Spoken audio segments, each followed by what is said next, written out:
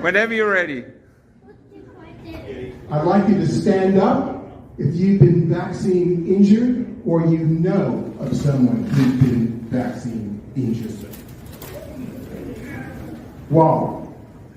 Look around, have a look. While millions lost their livelihood, a noble cause, a greater good. Now's the time, face the facts. They indemnify the makers of the vaccine. That's right, ladies and gentlemen. The number of people with relatives or friends who have had vaccine injuries is outstanding. It's terrible, it's disgusting, and the war to bring these people who have committed these crimes to account goes on. And tonight, to help me with that endeavour, we have three beautiful people who are joining me from Sydney. Good evening. Good evening, ladies and gentlemen. How are you doing, Michael? Yeah, I'm good, William. How are you? Yeah, very good, thanks. After our chess games in Gordon Country. Yeah, well, it was very hard for me to let you win, but I could see how despondent you were, and I thought you got to get one win this year. So, but it was hard. That's right. It was hard to hold it back, you know. That's right. Otherwise, the anti-cookers would be very disappointed to not see me winning in something, right? That's right. That's right. But the $50 to throw the game was well appreciated, and went into last night's show. And thank you, everyone that came to last night's show. We had a great time. And Dr. MyLe Trinh, suspended. How are you doing this evening? I'm doing well, thanks. Good to see you. Thank you. Yes, good to see you as well. Let me join you. Oh, not a problem at all. And the ever magnanimous Dr. Paul Oosterhuis. How are you this evening, sir? I'm very well, Billy. Good to see you. Yes, thank you. And we have another special guest joining us this evening. And hello to Pastor Paul Robert Burton. Can you hear us? I can, William. How are you? Yes, doing well, thanks. 8:32. Excellent. And I believe you're on this evening to talk about the disgusting case, the disgusting treatment of our good friend Dr. William Pridgeon. Is that right? Yeah, I think MyLe called me earlier on and asked me to give you guys a bit of an update. But since I know Russell personally and have been very involved with that case, I can at least give you all a bit of a reasonable appraisal of what's going on and how appalling it actually is. It's an astounding situation. It's a shocking situation. And Dr. MyLe, why do you think that Dr. Pridgeon's case has relevance to ourselves as suspended doctors and indeed to the wider community? So Dr. Pridgeon was suspended with no good reason at all. And he didn't have a complaint made against him. And the medical council has deemed him a danger to the public. And as a result, he was suspended. So Dr. Pridgeon fought his case and he lost at the tribunal, but he went to the Court of Appeal and he won before three judges. And the judges deemed the decision to suspend Dr. Pridgeon by the medical council being irrational and illogical, and that their opinion that his innocence until proven guilty was one of just lip service. So he was essentially considered as being a danger, even though he's not, and even though he hasn't had his matter heard in court as yet at that point. So Dr. Pridgeon also was able to show the public that the public was behind him and there was public interest in his case, and the public was supporting him. So as a result, he won his case. And in the judgment of Dr. Pridgeon's case, the judges also mentioned the requirement or that the medical council and the HCCC must refer any matter that is considered serious to the tribunal so that a decision or a determination can be made. And that's is important because all suspended doctors really should have been referred to the tribunal as soon as they are suspended. And because without that, we are potentially being suspended by the medical council indefinitely. And that's what happened to all of us. So his case is very important. And in the reference as an obiter dictum in his case, because Dr. Pridgeon didn't have a complaint made against him, he couldn't set precedent in his case. So I'm hoping that I could do that. So that's what my court of appeal is about. Yeah. So, Dr. Paul Yes, Oosterhuis, you're one of the rare breed of doctors in Australia who've actually defeated APRA, maybe twice now, I believe. But I believe Dr. Pridgeon was one of the other doctors that defeated APRA. Can you give our audience a rundown of what success yourself and Dr. Pridgeon had in the case against APRA? Well, Russell Pridgeon's case was very important to me. I had put in my summons of against the medical council in the Supreme Court in February, and I believe his decision came out March, April, and it was not long after that, 2 weeks after his decision, that the Health Commission dropped their complaints against me, and I was making the same argument that MyLe was just saying. I mentioned Section 145D of the Health Practitioner Regulation Act in New South Wales that said both the council and the commission have a duty to refer a complaint to the tribunal if at any time either of them is of the opinion that the complaint, if substantiated, would provide grounds for suspension or cancellation of the registered health practitioner. And this decision, although in obiter dictum in his case, I think was crucial to how the suspension was dropped in my case. But I'm very pleased that we're talking about Dr. Pridgeon, because what's happened to him is a great miscarriage of justice. You know, a doctor protecting children who are at risk, following their ethical obligations, should never be punished, and that's in effect he's being punished, as I understand it, for protection of children, which is his ethical duty, and as is the court's ethical duty. And I'm outraged by it, and I think more people need to know that this has to stop, and it really does raise questions about the behaviour of the courts with respect to child protection. But I'm going to hand over to Pastor Paul. Yes, go ahead, Pastor. Please tell us, because you know the most about this matter, I believe. Look, it's a big story, William, but to try for people to really get a full understanding what's happened to William Russell Pridgeon is his full name, William Russell Massingham Pridgeon, his full name, and Patrick O'Day. There's also other people in this case. 7 people in total were involved, a number of which I can't mention because of the Family Law Act preventing us to talk about it. So firstly, I'd like to raise that the Family Law Act has, with the Child Suppression Acts in the different states and territories, I've argued in the courts myself, William, as you may be aware, that these laws that are purported to protect the privacy and identity of children are actually protecting the people that are abusing children. And this is the problem, and this is what's happening in Russell's case. This is a case that around 5 years ago began as Russell and Patrick, along with a total of 5 other people, 7 in total, were accused of being part of an international child trafficking syndicate.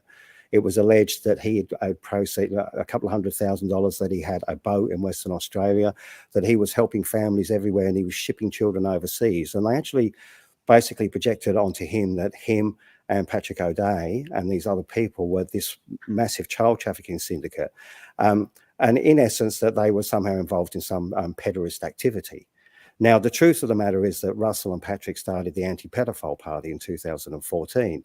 Russell's released a book. This situation's got so dire that Russell didn't release it. So Russell has written a book that's now available on Amazon.com and .com.au, called Everybody Knows, where he's actually revealed everything about this story, because him and Patrick and the grandmother in this case go to trial February of next year.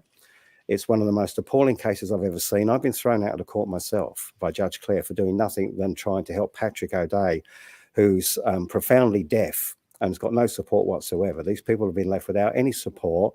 The last time I was up in the Brisbane District Court, they closed an open court. Now, by law, they can close the court when they talk about matters involving child and child abuse when they're bringing up the testimonies of the children. But you can't close an open court in this country. But no, they did.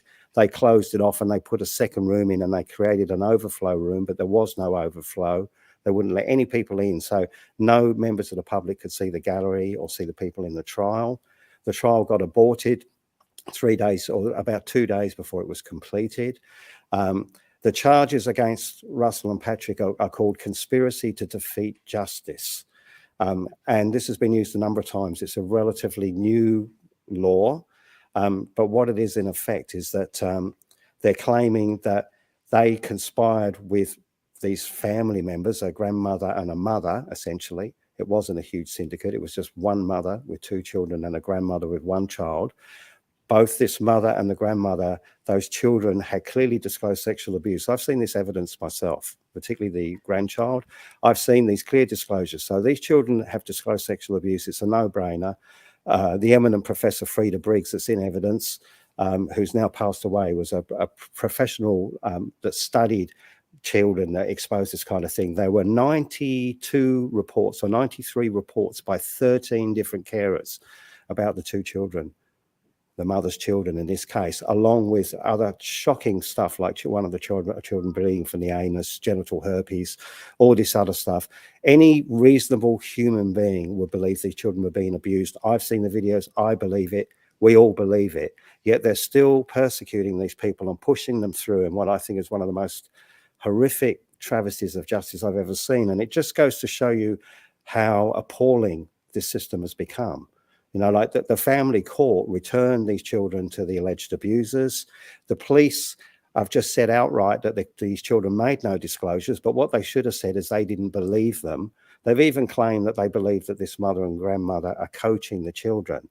Now, how is that possible with a mother that only had supervised contact with the children and with over 13 different carers seeing those children, which were only with the mother supervised when she couldn't do anything, reporting this abuse, and with this other testimonies where they're even hiding video evidence that we've got that's in the trial, it's in the evidence, yet they're still proceeding to prosecute these people that have done nothing but try to protect children.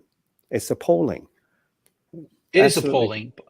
So, Paul, what you're saying is that Dr. Pridgeon, a registered doctor in New South Wales, was taking it upon himself to rescue children from an abusive situation, a terribly abusive situation, and rather than the authorities supporting him in rescuing these children, he was in fact suspended or attacked by the Medical Council of New South Wales for a time, and then prosecuted to this day in the Queensland court. So, have I got it correct? Essentially, yeah. He wasn't part of these parents' choices to remove children. The mother, in my understanding, was just a sudden decision she made because she had an opportunity with the 2 children that really wanted to be with her. And she would actually fled and hid with 2 children for around 4 years. The other grandmother, interestingly, that's been charged in this case, had lawful custody of her grandchild at the time.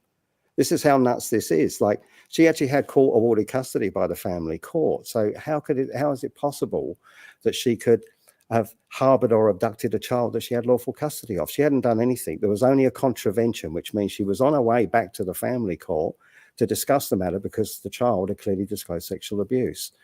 All Russell did is it was brought to his attention by an eminent professor, a professor and studier of child abuse that had interviewed these children along with some other people. All this astounding evidence was brought to his attention. And after this mother fled with the children at a later point in time, he assisted that mother to try and help those children with healthcare and stuff like that because she was hiding, and he helped her because he's a doctor. And he was, this is basically what he did. And with the grandmother, I don't think he did hardly anything at all. There was only a tiny bit of contact he had with them. But him and these other people implicated are just people helping a mother and a grandmother that were fleeing, that all had a reasonable belief that the children were abused. So even if you want to take CDPP, the Commonwealth Director of Public Prosecutions, if you want to take their, as we say at law, if you want to take their argument at its highest, right, even if you,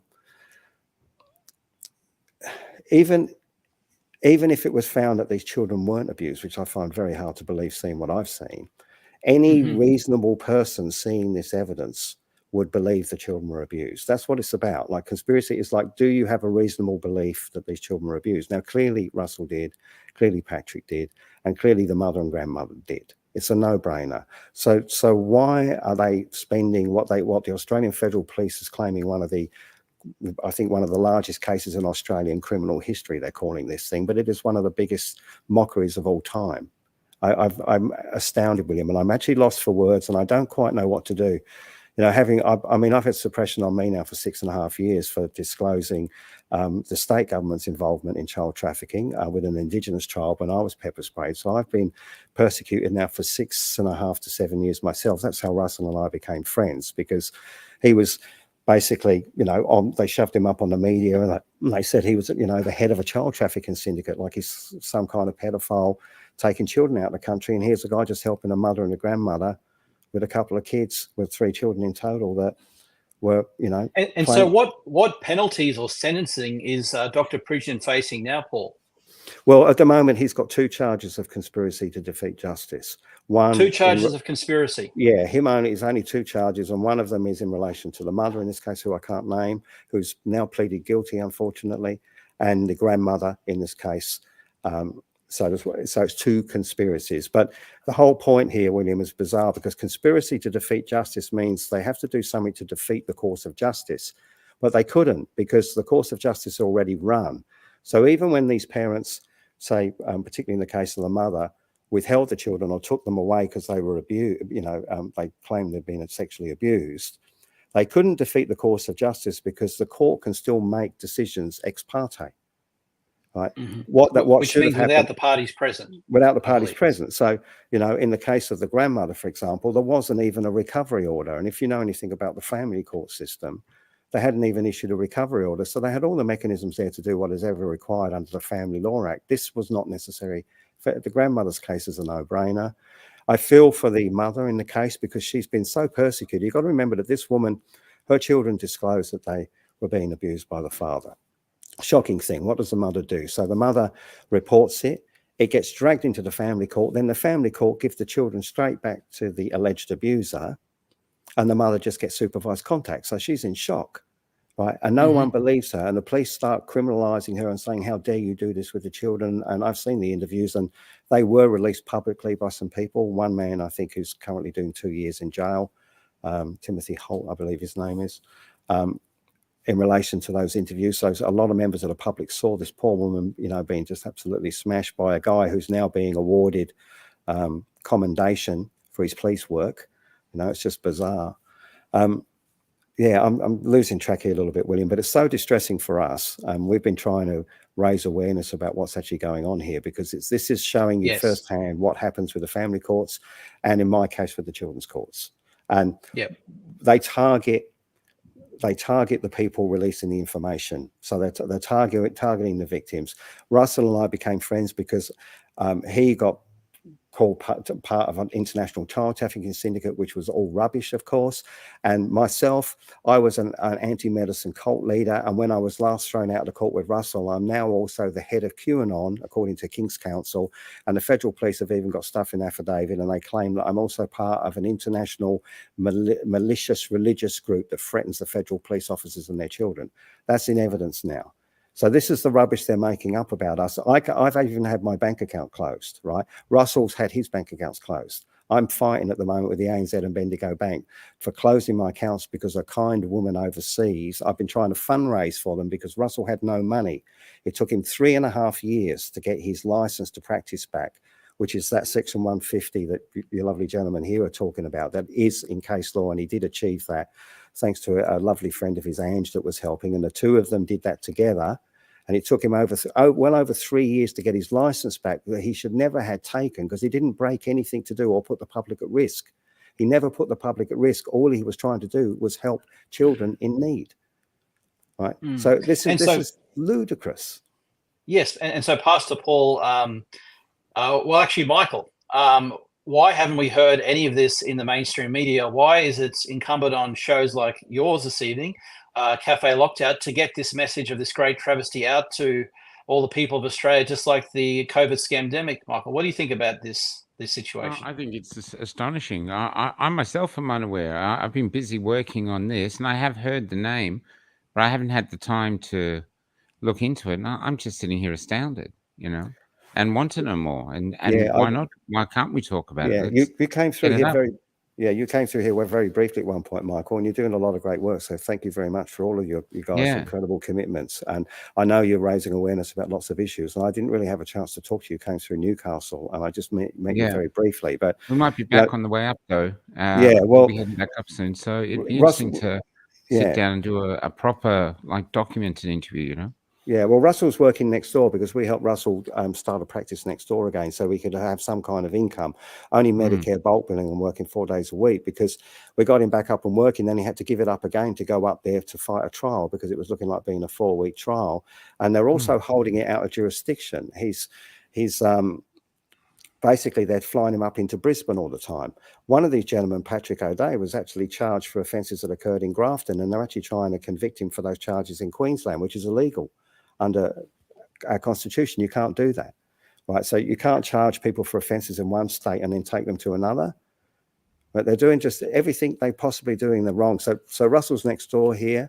And as I said, with my case, I was pepper sprayed and assaulted with an Indigenous child, highly compromised Indigenous child. And I've exposed that they remove children all the time based on false and misleading information, especially in this case, but many, many times. And they also remove them without delegated authority. So what I'm saying here is in New South Wales, but this is all around every state and territory, they are removing thousands of children illegally.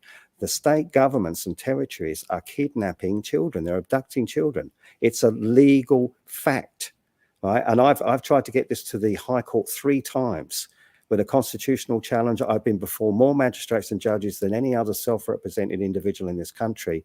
And aside from Sydney criminal lawyers, you won't read about me anywhere. They don't want me known. They don't want Russell known. They don't want any of this known because that's how bad it is. So we've had movie exposés, Sound of Freedom, talking about child sex trafficking and that type of thing. But what you're saying, Pastor Paul, is that there is sexual abuse and even worse things happening in Australia, in Queensland, right before our very nose, and our court system is essentially covering it up, and the media and the government's complicit with it. Is that They're right? all complicit, yeah. And I'm glad you mentioned Sound of Freedom because I believe there's some sincerity in those people. I've forgotten his name now, Tony, the lead actor. There's an actor, Jim Caviezel or something, and another one. Yeah, and the actual guy. But it's a really interesting conundrum with that because they fundraised, I think, $42 million. You go and check online last year with that film, and are doing quite well fundraising. But I don't want to take away the fact that it raises awareness about pedophilia or the abuse of children. But the problem we have is that the largest cause of these things that are happening is actually within our welfare systems and out of home care. And it leads people to believe that these kind of things are happening on islands overseas, with all these kind of things. But the reality is it's actually right under our nose. It's like every children's court in this country is closed. It's a closed court. Family courts are all closed. We're an open justice system, but these courts are all closed. What I'm saying is they're not closed to protect the privacy and identity of children, which is what the government and the judiciary claim. They're actually closed to protect the people removing the children, because it then creates a mechanism whereby it makes it open slather for those children to be abused. They're not all sexually abused, but their outcomes are shocking.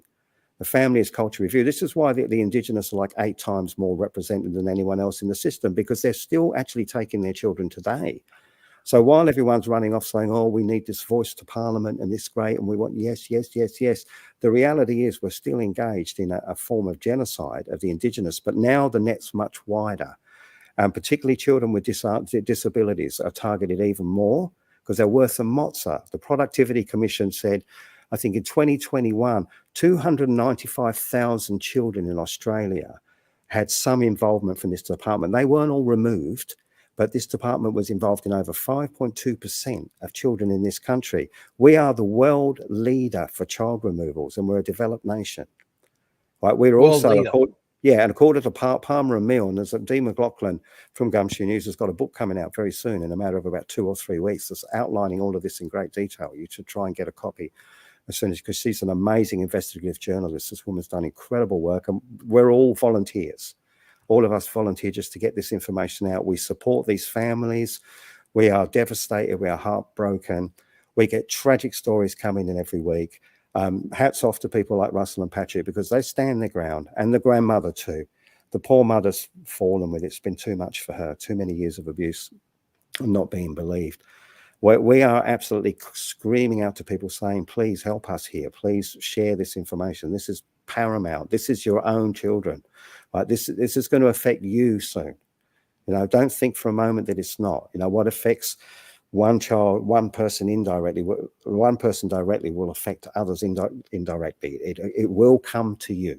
So I'm tired. So I'm losing my quotes a bit. Yeah, no, thank you, Paul, Pastor Paul. That's been some very shocking and important information. And for any of our audience this evening that are believing that this is not true, I believe that Dr. Priggen is even being sentenced or going to trial as early as Monday. Is that correct, Pastor Paul? No, it's not on trial. Monday's just further directions in the Brisbane District Court. But it is happening in court. Is that right? It's Brisbane District Court. So this is an event that's ongoing. It's real. And if people don't think this is real, can they go down and show any support? They can go and show support. Yeah, by law you can go into an open court. But if you got what I got, I'm not sure they'll let you in. Because when I went in as a support person, as a pastor, to help Patrick O'Day. Remember this man Patrick that was helping Russell was a long-time friend. They're both white South Africans, so they've been through the apartheid. They know what it's like. Patrick was in the Rhodesian army. He's profoundly deaf. He's driven over 4 landmines and survived. So he can't hear a thing. I went in to help this man because he didn't even have a support person. He's been railroaded. The legal representatives just sell these people up the river. The best hope these people have got is to say, no, do not hire legal representation.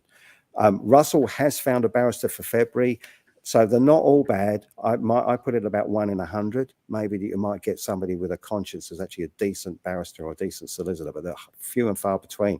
The rest, their allegiance is to the bar, and yeah, again, I'm sorry I'm digressing, William, but it's just... Yeah, no, you're touching on a very important issue there, Pastor Paul, that the justice system is failing us. Dr. MyLe, Trinh, would you agree with that, or what are your thoughts on that? Completely. I agree, especially recently when I had to fight to have a judgment released from the tribunal. It took them 16 weeks and they wouldn't release the judgment. I believe that was done for a purpose. So I had to go public and fight to have that judgment release, and it worked. It took that for them to release the judgment. Yeah, you have to ask yourself. I mean, what was it? It's JFK. The very word secrecy is repugnant in a free and open society. Stop playing with the buttons, William. Yeah, he's having fun, isn't he? It's a technology. I know you've got a short attention span, but just stop playing with the buttons. Hey, relax. Yeah. But Dr. Oosterhuis, do you think there's any hope in this justice system for us? I mean, you've heard terrible stories here from Dr. Pridger. You know of Dr. MyLe Trin's ongoing suffering. You know of my struggles in the High Court. Is there hope, or because you're the man to ask, you've had the wins? What do you think, Dr. Oosterhuis? I think it's a question that if enough people have scrutiny over the facts and what's going on, it's the courts which are putting their own legitimacy at risk. These people are doing ethical, what would in normal times not arouse anything like this. They're just protecting children. That is any civilized society protects their children. Now, this is a failure on an epic scale, and they're threatening their own legitimacy.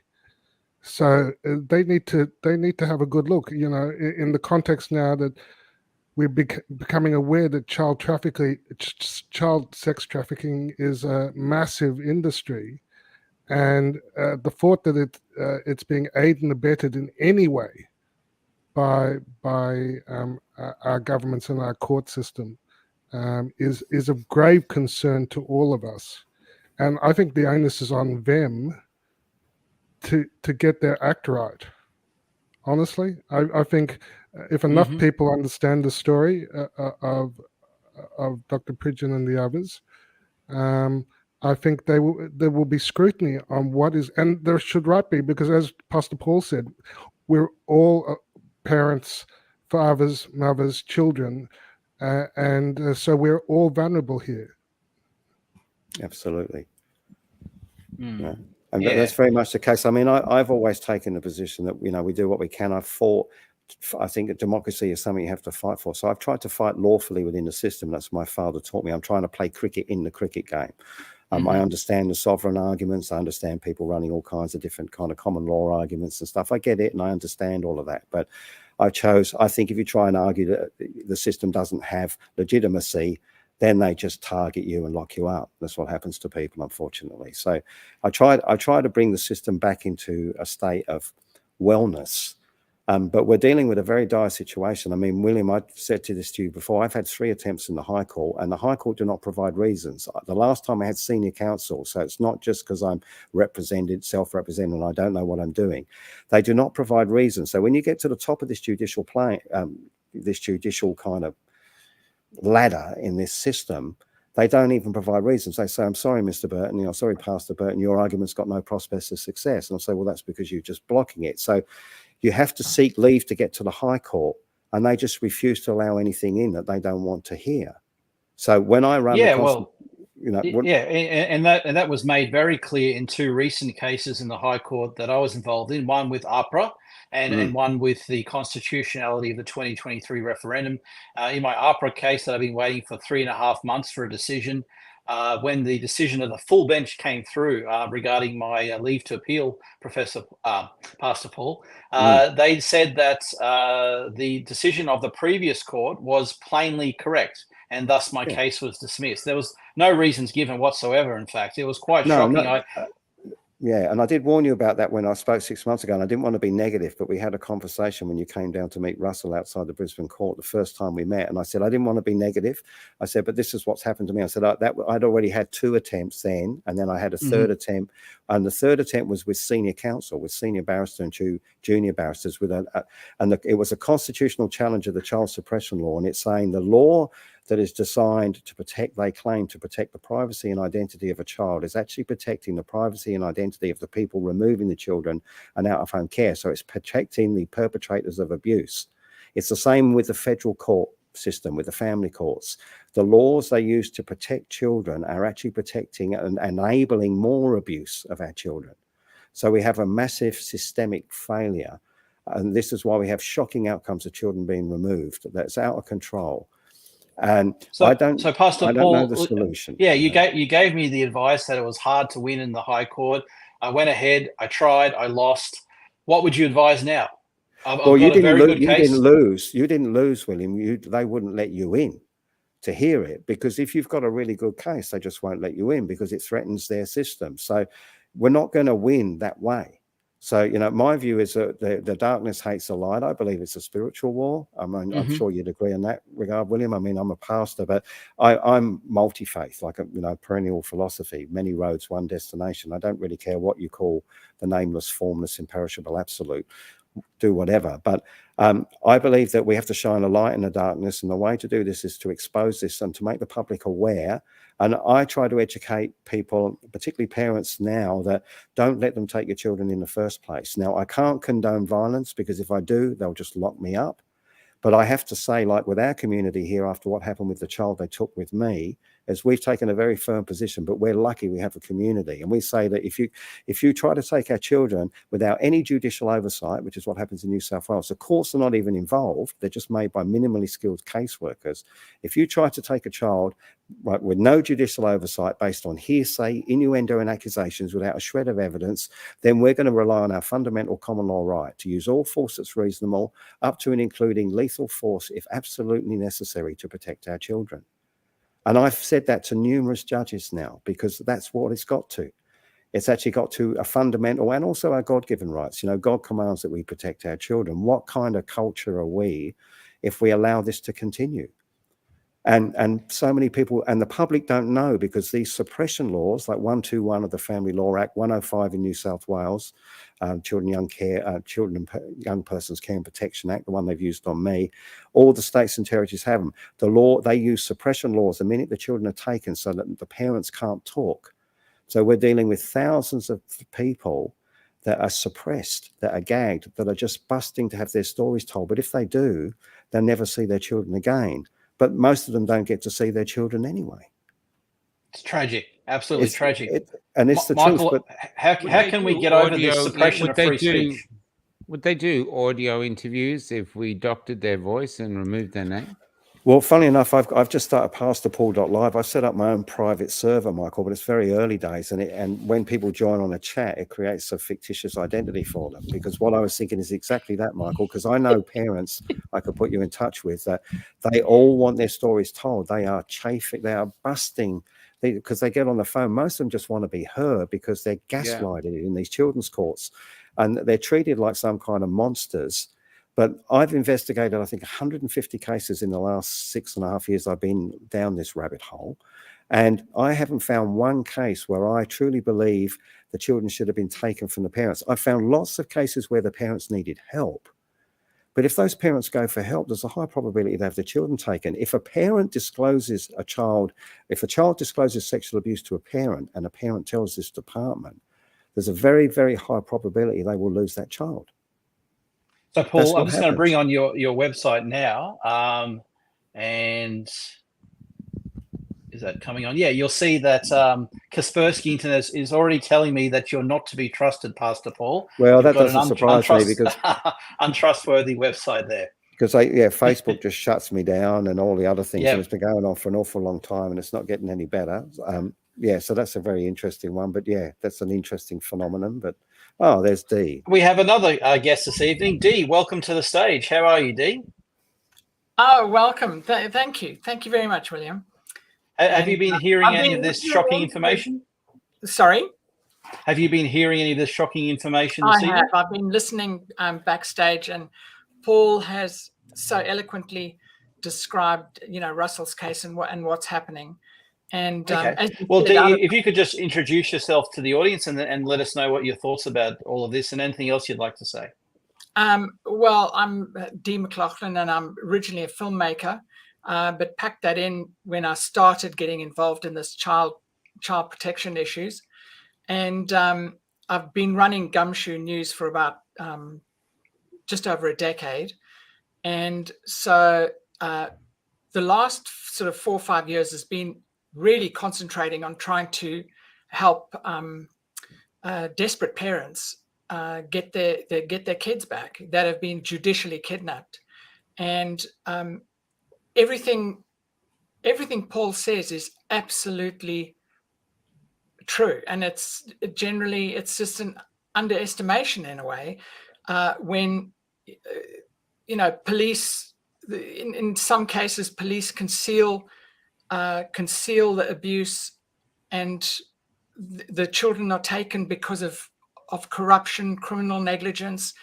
And it seems like these departments have a no return policy.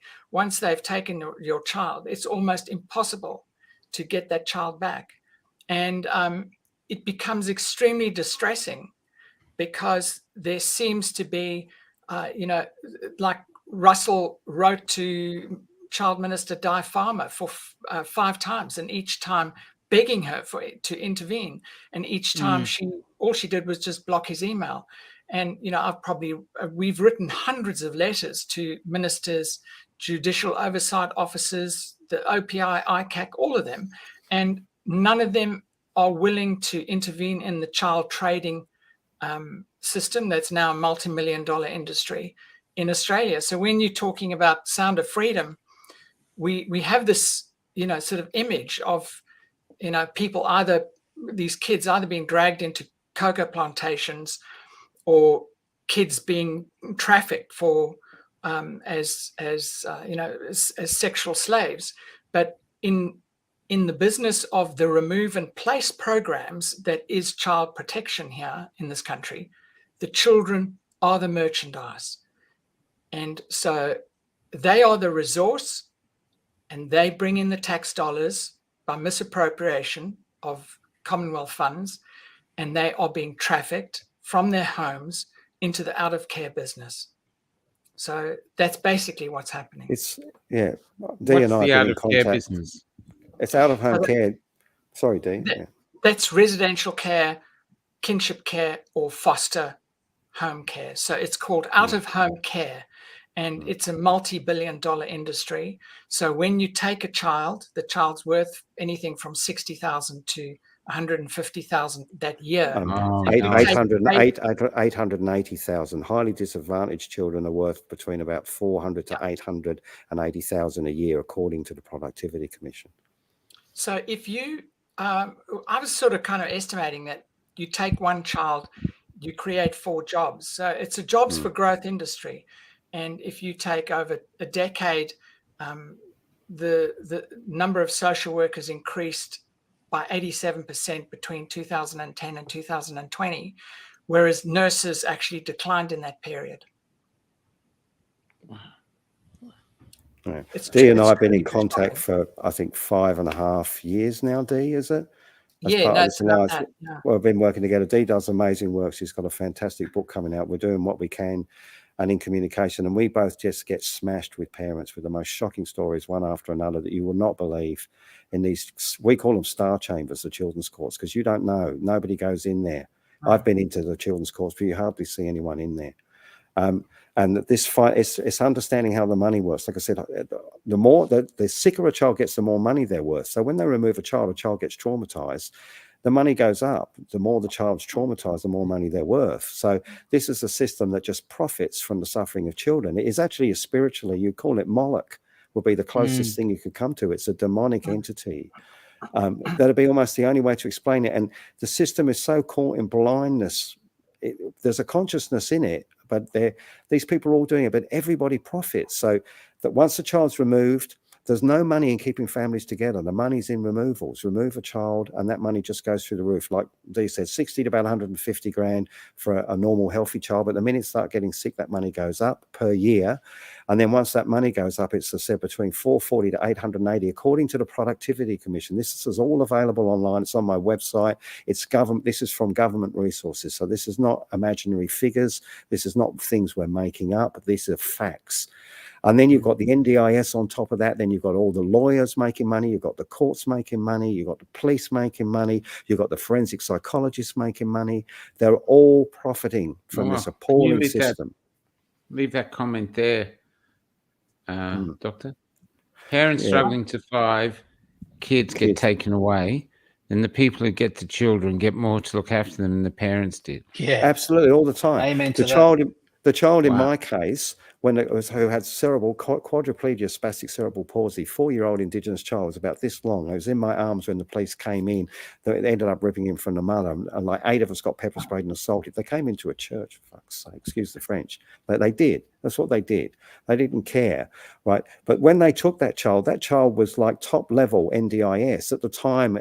This was going back a number of years. That was about 450 grand a year, and then the NDIS on top of that was 500,000. The parents got that child back after 2 years. That doesn't happen. It's very rarely anyone gets the child back. They fought for 2 years, and by then the child's so traumatized in the family, the damage is irreversible. But nonetheless, they got the child back.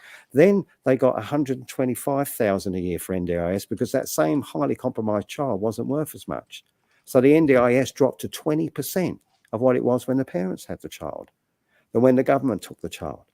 The money is off the Richter scale. $8.5 billion alone in this country at this point, and growing exponentially.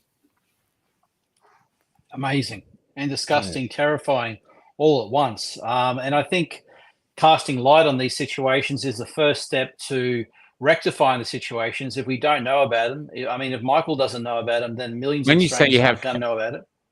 So when you say you have facts, what facts do you have? You have freedom of information, documents, witness testimony? We went looking for straight facts. out. When you're talking facts, like if I go say Productivity Commission, that's just factual figures on money and what children are worth, and that's a government website. No, I mean some of these other claims. What facts do you have to make these other claims? Michael, that's right. So I've got probably on one case, I've probably got 2,000 or 3,000 pages of facts and documents. So the one Okay. the one document will be the child's interview with a police officer disclosing versions of rape over an hour and a half. And then in the police woman's own affidavit are her notes. So this is all in the police person's affidavit. And in her notes, she writes, the child made nil disclosures. Same the in child Russell's was case. removed. Same The in child Russell's made no disclosures. Yeah, Yeah, in her same own in Russell's notes, case. Yeah. in her own notes, she said the child made no disclosures and hid that from everybody. The child was removed. When we got discovery of the interview, it was truly shocking. And then we got further discovery of the policewoman's notes. No one would investigate. No one would admit that there was fault. And eventually I wrote to the police commissioner of the South Australia and I said, your protocol is to conceal child abuse. Please deny this. And no one ever denied it. So the protocol was to conceal the child abuse. And because that's where the facts lead to.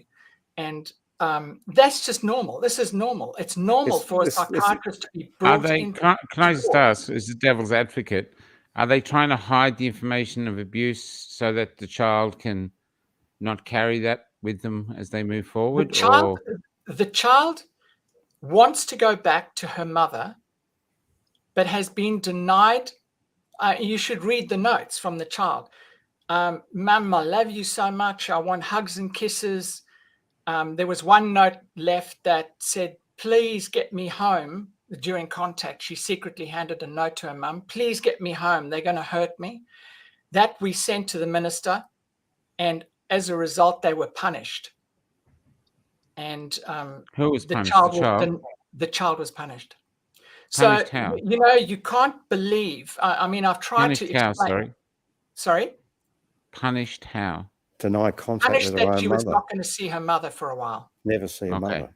Okay. And she will not see her mother or get a hug goodnight or a kiss goodnight until she's 18. It's such a despicable business. People have read the draft of the book and they say, you've got to take the passion out of the book. You've just got to relay the facts. But I apologize and I say I can't. 5 years of being traumatized by this trauma of government corruption there is no excuse. And that's why I said right from the beginning of COVID, if they cannot even, if a minister cannot even hold a meeting or a 5-minute phone call or even write me a personal letter to see how they can protect a child that's been raped, then they are not fit to govern.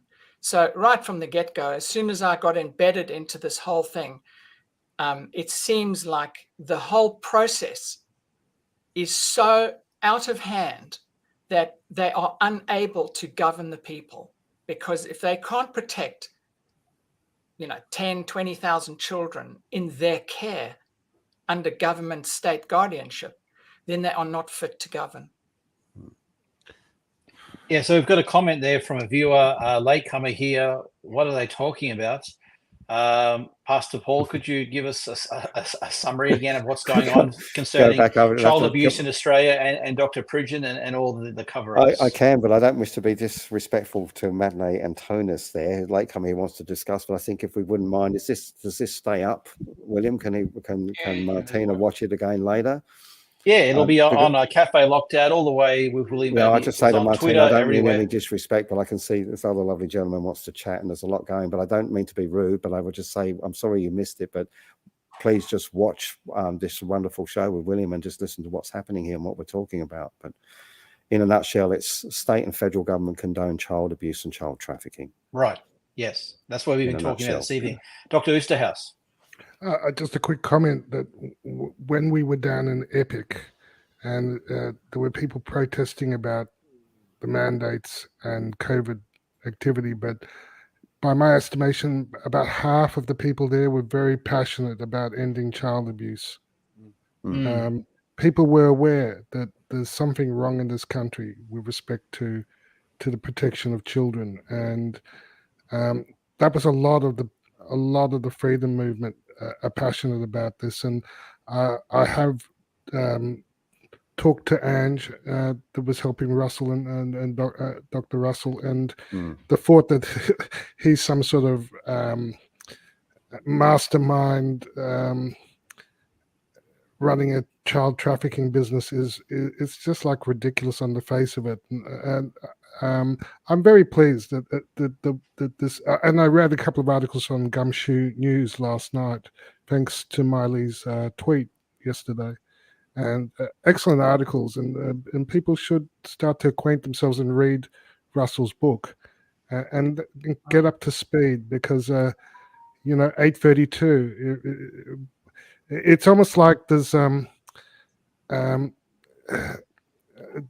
stolen generation tugged the hearts of people. It sounds like we've got a dispersed, decentralized stolen generation going on here. And people like Dr. Pridgeon, maybe a little bit like Julian Assange, being attacked for doing the right thing or speaking the truth. So look, the public have to make up their own mind, but they need to be aware. That was my point.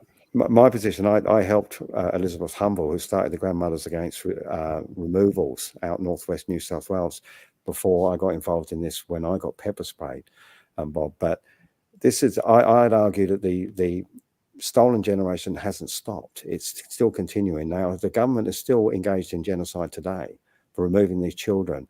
That's why the Indigenous are so overrepresented in the privatised prison system in child removals. 1 in 2 children, I believe, if you look at the Families Culture Review that was released only a couple of years ago, the government's done nothing about it.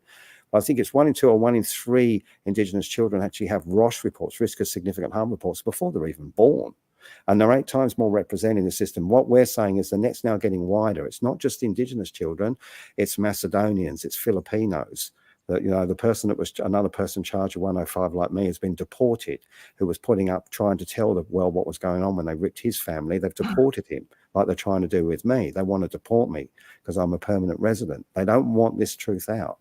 So the net's growing wider, and it's financially driven. It's economics underneath it. It's pure greed.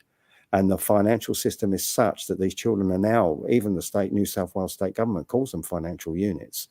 And this is what's happened. So our children are becoming literally like cannon fodder in this system, and it's impacting so many children, and it's getting worse and worse. And we do have to do something. And it's very important as a community that we start raising awareness, educating people, and doing whatever we can positively to bring about a very, very urgently needed change. Yeah. Thanks so much, Pastor Paul, our ND, for coming on the program this evening to tell us all about this information that most of us haven't heard about at all. But I do want to turn to Dr. MyLe Trinh for the last 5 minutes of this evening's show. Dr. MyLe, since we last had this episode, we have been able to stream on YouTube, which has been a revelation. Normally they've cut us off, but since we did stream on YouTube last week, I was contacted and people have told me that you've got a bit of a groupie following, a popular rising up in Vietnam. So I was wondering if you wanted to say anything to your fans that are in Southeast Asia regarding your case against APRA. APRA, mấy người này á, không có tốt đâu, dữ lắm, làm cho mình không có tốt. Tôi ở đây ở Úc á, giận dữ lắm APRA, không có được đâu, đừng nghe lời mấy người này làm bậy bạ hết á. All right. Well, that sounds, I don't know what that's said, but it sounded like APRA's in big trouble. What do you reckon, Paul? I think so, yeah. I think that's a good idea. It's either that or it's the Monty Python thing. It could have been my hovercraft is full of eels. This is probably no, I'm sure it wasn't MyLe, but thank you. And so, did you say Vietnam? Is that where, did you say that before? Okay, my son's over in Vietnam. He's got a beautiful partner over there. So he loves the Vietnamese. He says they're a beautiful culture. Yeah, so our fight for truth and justice in Australia is catching ground around the world. We have viewers from all over the world, and of course we've got to thank Michael and Cafe Lockdown for getting that word out so much. But hopefully some of these programs and this information we've shared this evening will get out further. So, ladies and gentlemen, for those people who have watched this very troubling news about the child abuse in Australia, about the injustice being done to Dr. Pridgen, I would encourage you to like and subscribe and share this program to as many people as you know, because the only way we can defeat evil is by exposing it, and that's the way we do it. Use the weapons they've given us to defeat them, and together we can win. Mr. Griffith, closing words from yourself. Oh yeah, I actually think moving forward now with free speech, if you notice the government, every time the mainstream media talk now, they're always mentioning misinformation. Oh, that's because of misinformation. So what they're trying to do, Australia, is they're trying to sort of soften you up to basically remove your freedom of speech. And rather than just a moral argument, because they don't seem to care about moral arguments, how about an economic one? The country is broke. And if you want to censor all Australians, you're going to need a huge fresh department. It's going to cost a fortune. We have a better idea. Why don't you just have discussions and debate, and we build a new, or we refresh our democracy on that? Absolutely. Well, ladies and gentlemen, thanks for joining us this evening. I'm going to go out this evening with that clip again that happened in Sydney with Michael and Dr. Oosterhuis and Dr. Philip Altman, where people were asked, do you know anybody who has had a vaccine injury? And then you'll see the response from the crowd. So thanks for joining us on All the Way with William Bay, Dee, and Pastor William. Paul. Thank you. Thanks Nice to so meet much. you guys. God bless everybody. 32. Take care, and we'll see you next week, 8 p.m. Brisbane time, 9 p.m. Eastern Standard Time. God bless. Take care, Australia, and we stay online will for Robin's win. show. Robin now is going to get pretty bluesy with the girls. Absolutely. Goodbye for now. Whenever you're ready. I'd like you to stand up if you've been vaccine injured or you know of someone who's been vaccine injured. Wow. Look around. Have a look. While millions lost their livelihood, a noble cause, a greater good. Now's the time, face the facts. They indemnify the makers